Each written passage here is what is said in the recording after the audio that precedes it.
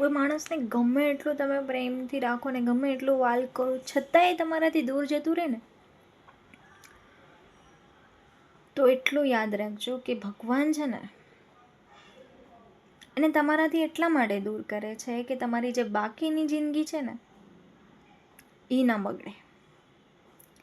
કેમ કે અડધી જિંદગી એને બગાડી છે ને એ તમે સ્વીકાર નહીં કરો, કેમ કે તમે તો એના પ્રેમમાં આંધળા છો, પણ ભગવાનને બધું જ ખબર છે.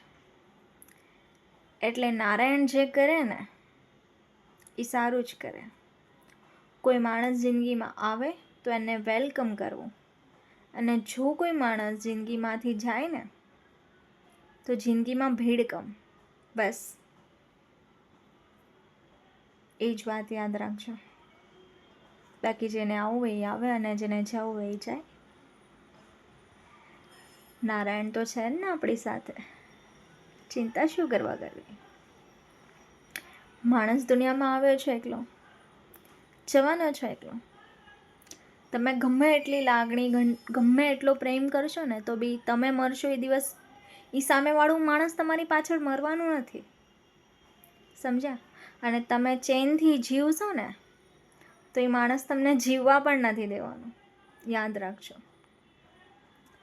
એટલે ફક્ત કર્મો સારા કરો, બાકી કાંડ કરવાવાળા દુનિયામાં ઓછા નથી.